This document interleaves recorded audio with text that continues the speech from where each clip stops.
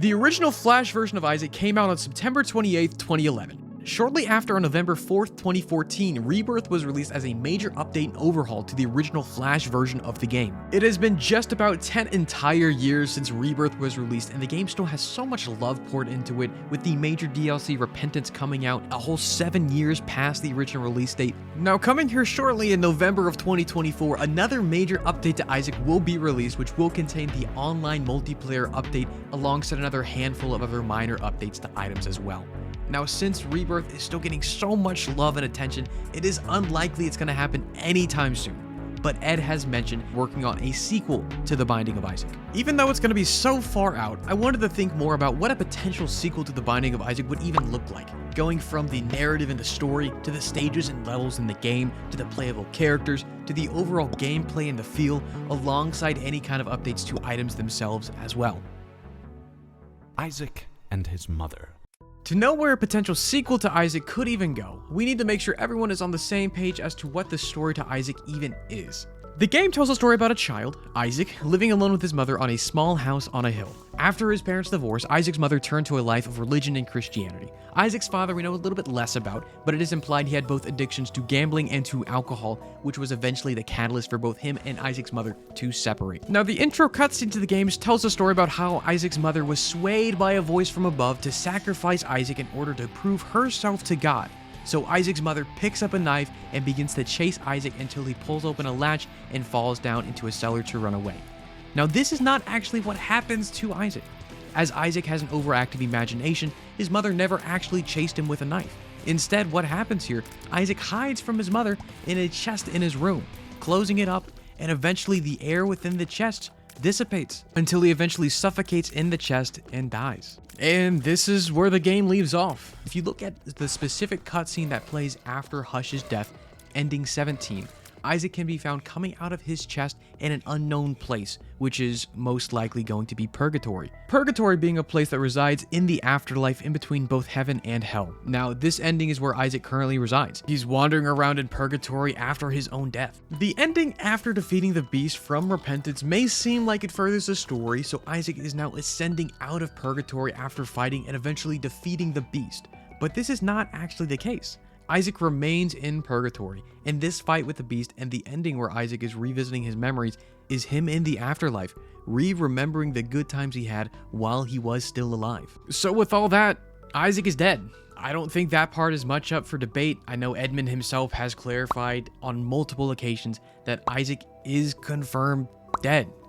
And that's where the story leaves off. Isaac is dead, wandering in Purgatory, trying to find any semblance of meaning to his past life and what he does now. So now that we're all caught up with the story and where it all leaves off, I actually have two separate ideas as to where the story of Isaac could go. Now, one of these I do believe is going to be more likely to be the case of where the story picks up than the other. And of course, I'm going to be saving that one for last here.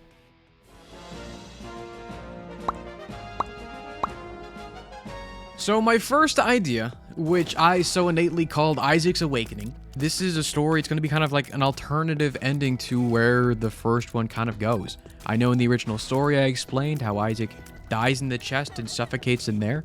This is going to be kind of an alternative route that happens if Isaac wakes up from the chest. He doesn't suffocate. Mom finds him in there and opens it up in time so he does not die. So this is going to take place a few years later. Isaac is now older, maybe in his late teens, early adulthood, maybe young 20s, reflecting on his past life and now wanting to forgive his mom. So right now, he wants to revisit his mom to rekindle what any kind of relationship that he can still have with her in their kind of familial bond. So he starts reaching out to her. Now, his mom here is not super accepting of the past and what all happened and the indoctrination she doesn't really want to believe happened upon Isaac. So she is not wanting to get back in touch with Isaac, and she's not accepting of the turmoil he ended up putting Isaac through alongside his father. His father has his own faults, but she's just not accepting of anything here. So now, since Isaac's mom is not accepting this, Isaac doesn't want to accept that his mom is not accepting it. So he starts chasing her down to kind of talk more with her and to see if they can get on the same page to build any kind of relationship back up here. But his mother keeps on running away. So at this point, Isaac is now chasing his mom. Obviously, this is going to be like direct parallels to how he thinks his mom was chasing him. He is now going to be chasing his mom and kind of reliving everything from her point of view. Because right now, his mom is running and he's just not going to be accepting the wrongs she had done in the past. The story is going to eventually lead to Isaac eventually finding his mom. He eventually catches up with his mom. But whenever he does, he sadly realizes his mother passed away. He is there using his overactive imagination once again to try to cope with his own mother's death the same way how his mother tried to accept Isaac's death whenever that happened. So he is trying to just relive any kind of childhood memories he has of him and his mother, and after his own mom's death, he's trying to accept it, and he's just having a really hard time doing so. So he's coping in the only way he knows how, by resorting to what happened in his childhood to try to accept what had happened. Now, that's the overall idea for the story, and the ideas for the separate levels that can happen, obviously, within Isaac itself. My thoughts is that you revisit the original kind of basement floors, cellar floors, but now make them slightly altered, make them very apparent that several years have passed. Maybe change the levels so they're more of his mother's point of view, where things are more neat and tidy.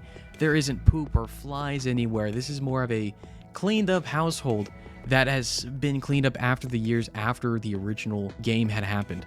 Now, obviously, the original game had the womb floor, which we need to completely scrap and replace with the new floor from Repentance, the corpse. This is going to be where the point is where Isaac finds out his mother is dead and is trying to accept that she is dead.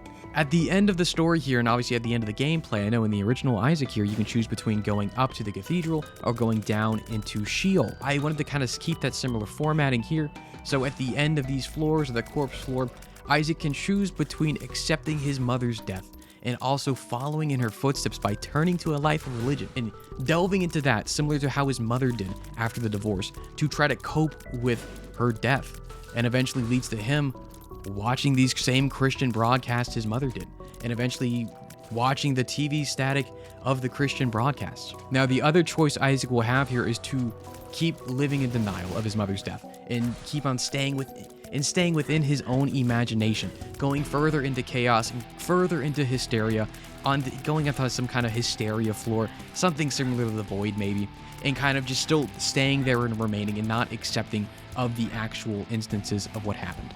Now, I know that's heavy. I know there's a lot of stuff. I think it is a very cool idea of where the story of Isaac could go, but I don't think this one is likely to be the case, because canonically, Isaac is dead. This is more of a weird one-off fanfic and alternate story that maybe could potentially happen if Isaac did survive. But if a sequel to Isaac were to happen, I do not think this one would be the case. I think the next narrative option is more than likely to be the case where the story does pick up.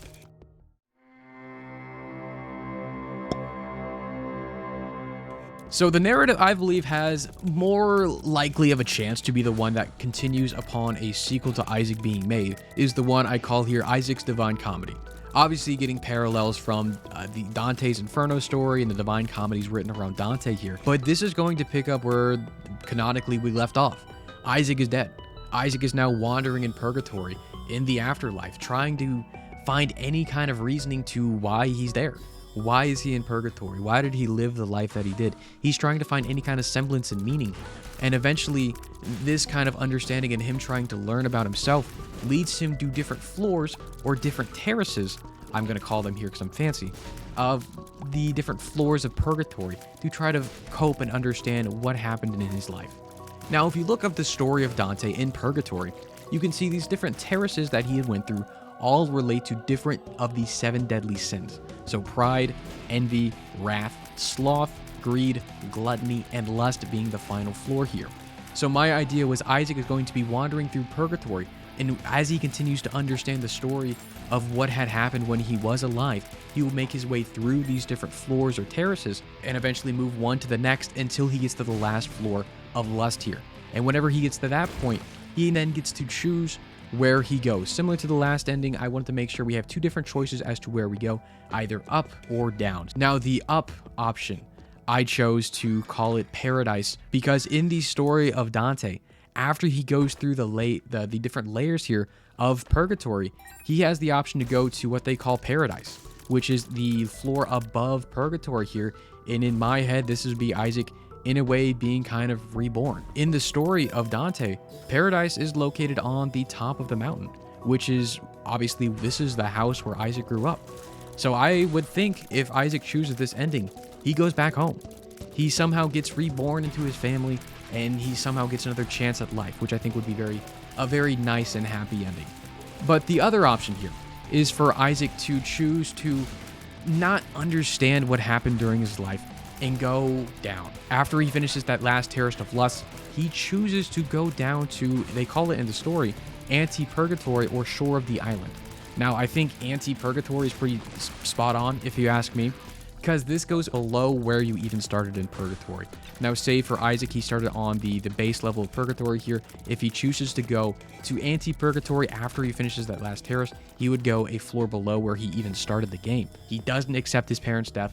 He goes into more of a self-loathing and a more of a negative way to think, and it kind of goes through those last few floors there and stays in those floors, eventually leading to him going to hell and not being reborn. I think this is more than likely to happen. At least this picks up where the story leaves off in Isaac, so it would make sense for this to be a potential direction the story could go.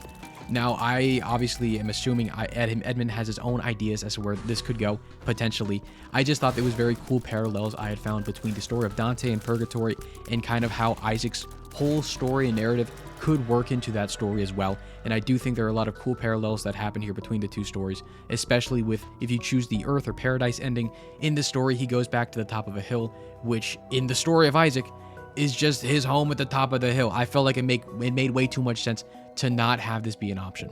So this is where I see the story and narrative kind of going.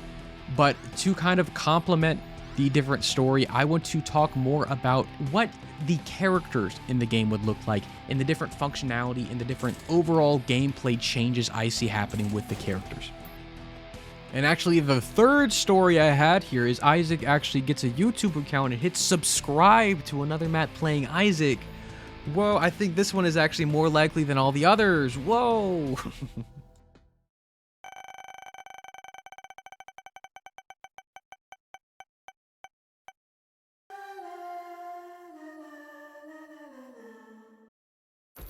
Okay, now that we're done with all the narrative and the story and all the kind of sad story that happens within Isaac, let's get a little bit more lighthearted and talk about different mechanics that are going to be happening here in the game. And the first one I want to talk about and my ideas are for characters. So I know typically when going into a sequel, you would expect things to get bigger, get better, a la going from Super Smash Bros. 4 to Super Smash Bros. Ultimate, where there are a billion characters in there. My idea is not to do that. My idea here is to actually pull back on the number of characters within Isaac. I think right now there are around 36. I want to at least cut that in half, if not even more.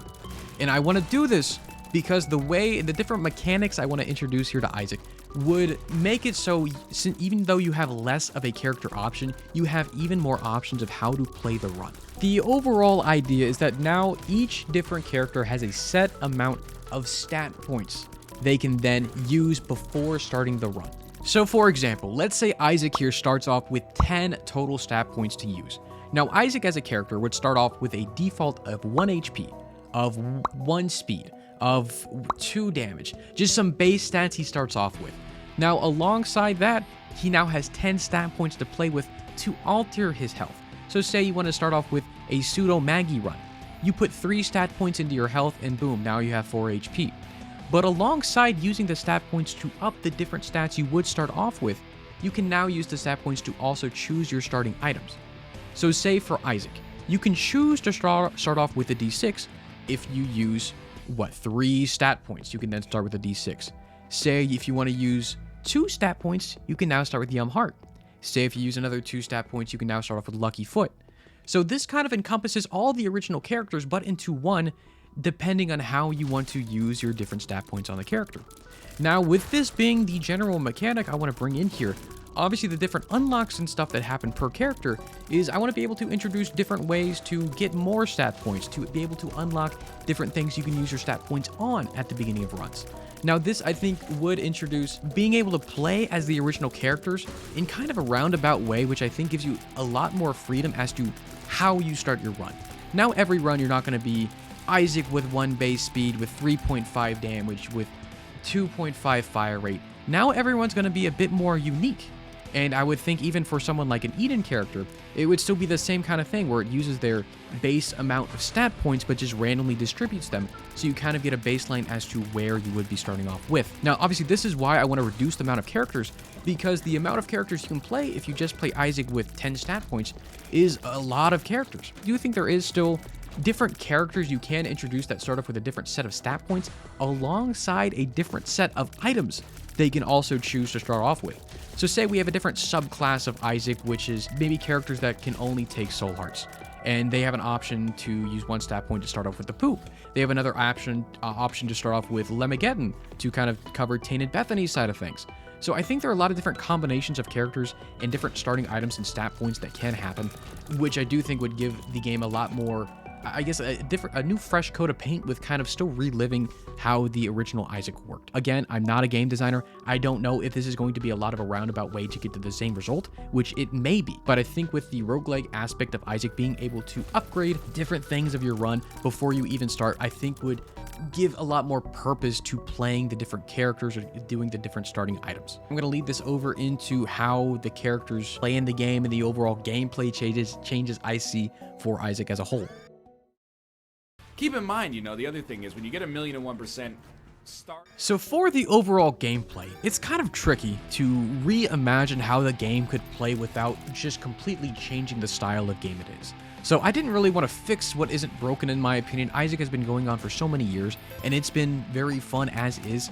So I don't think any of the core aspects of the gameplay will be changing. So I want to keep the coins, the keys, the bombs, you being able to shoot tiers and getting different aspects of your tiers and everything like that. I think that is going to all be staying the same.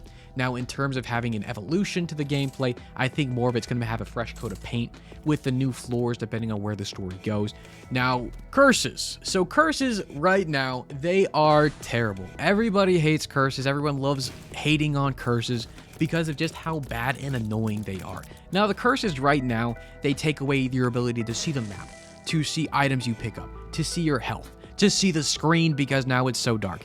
These are all curses that are just annoying to deal with. None of them are fun mechanics in my opinion, and I do think there is a way to make this so curses are more of a good thing. The way I see it happening is if you've played Hades 2, I'm going to be ripping in something out of that game for the Chaos Booms if you played it. The way I want curses to work here is I want curses to be able to picked up willingly.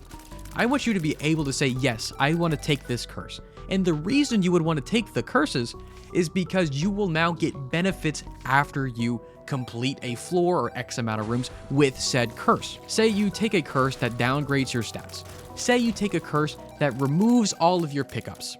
After the curse is now done, after you beat said X floor with it, you now get a permanent stat upgrade. You now get all of your previous pickups back plus more. You need to have some kind of gain when taking these curses to make the character more incentivized to like the curse. There needs to be a reason you're taking the curse other than, dang, I got unlucky and now I'm just really annoyed that I can't see my screen. I do think that does have a place in these new curses. So say we can leave the old curses as is. We can leave the one where you can't see the map in there. But now after you get that back, say now you get the blue map effect. So now you're able to see the map and you're able to see all the secret rooms. I think having it this way, so you're able to both have the downgrade of having a curse, but having it more of a willing option you can take.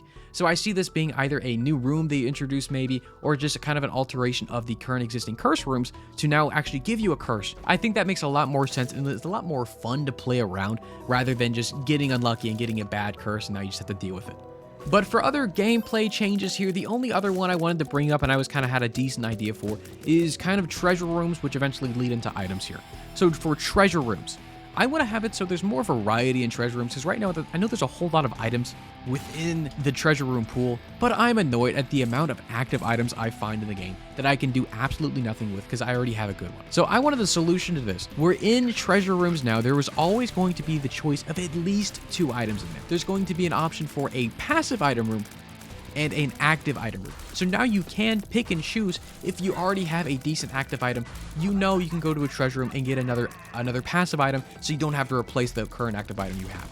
Now, is this just me nitpicking and wanting a solution to a problem I have? Yes. But I just want there to be more of an option for you when going to different treasure rooms to choose if you want an active item or not, so you don't waste a whole floor by not even getting an item. Now, alongside this change of having 2 different options of an item pool, I want to have different variations of the treasure room in general.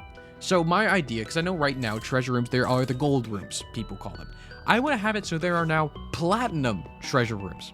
Okay, this is the VIP, the super special, the super lucky individuals. They get their platinum treasure rooms, which contain platinum items. What is a platinum item? So this is where we kind of teeter over to items as a whole, because my idea for platinum items are very, very similar to kind of TM trainer items, where there are multiple items mushed together into one. I want the option for there to be basically 2 different active items to be squished together into one really cool item, but I want there to be an option, a little bit of randomness into the active items you can get if you squish 2 of them together. Say you get a satanic Bible and then you get a glowing hourglass. A terrible combination, but like, you can see where I'm going with this, right? I want to be able to implement more of those weird TM trainer items, but then actually being good, right? I want you to be incentivized to be taking these weird mixed together items, because they're not making you fart and poop out bombs every 2 seconds. I want them to be decent items that you want to be taking. Now, within these platinum treasure rooms, I want there to be obviously both the active of the platinum active item or the platinum passive item. Now, passive items would be the same exact thing, mushing 2 passive items together. And obviously, I want to make it so now these platinum items have a quality of ranging from 0 all the way to 8. Can you imagine a platinum item that mushed together both Sacred Heart and Godhead? That would be such a cool thing to get. Now, I think on top of that, you can get like platinum angel rooms, platinum devil rooms, just platinum any kind of room in general. I think being able to see these weird items would be very cool. Now, obviously, they would be super good most of the time unless you get unlucky, so they're going to be super rare, but it's still having that occurrence to have them show up, I do think would be very nice. Now, I know right now there are planetariums, which I do think would be kind of a similar kind of thing where you get a platinum planetarium room. That would be sick, right? I don't know. I think just having more options as to different rooms that can appear and different variations that appear other than, oh, it's another treasure room. Oh, it's another shop. Oh, it's another planetarium. I want different variations to happen there. So now talking more about items as a whole in general here, I want to make sure we keep the same stats as normal. So there's still going to be tears up, range up, damage up, all the items like that. Gonna be the same as is. Theming may change depending on how the story goes, but alongside that, alongside the normal items and now the platinum item, I want to have another aspect of randomness on top of items. Now, is this a good idea? I don't know. Is it a fun idea? I don't know. So what I am wanting to introduce here is different grades to your items. I know right now each item has a quality 0 to 4. I want to keep that in the game as usual. Sacred Heart still quality 4. The poop still quality 0. Everything in between. But I want to introduce on top of that to have different grades of items. So now on top of Sacred Heart being quality 4, it can now have a grade from F over to S. Now this grade will just slightly affect the amount of stats it does provide you whenever you pick it up. So it makes the item a little bit worse, just a little bit, to make it so there's a bit slight randomness between all your stats there, because you could have an F grade Sacred Heart, an S tier poop. Don't ask me what that would look like. It would just be shinier, I guess, or something. But I think having a little more randomness between items, I know there are so many items as is, but I think if you have this grade on top of the amount of items there are, I don't think we'll need to reintroduce so many different variations of the same item, if that makes sense. So we don't need so many different tiers ups if we have different grades of tiers ups as is. So it may help kind of going into a sequel of having the whole less is more kind of theming, since we're doing having less characters, have less items as well, but have it so there are more variations of those same items. Again, not a game designer, no idea how this would affect, if people would love it, if people would hate it. I have a feeling people would just hate it, but I do think adding more randomness to a roguelike like Isaac is kind of more in theming of how the game is wanting to be played, at least by Ed. So I do think that idea at least has a little bit of merit and could go somewhere cool. Now, obviously, I'm just one guy. These are just my weird ideas as to where the game could potentially go. It could go in so many different directions, but if y'all have any ideas as to what a sequel could look like, let me know in the comments, you guys. I'm very interested. This is very fun to even think of and do, and I'm curious what you guys think. Go hit the subscribe button and stuff. I do appreciate it. Y'all have a good rest of your day and stuff. Bye-bye. You don't even know what you're talking about.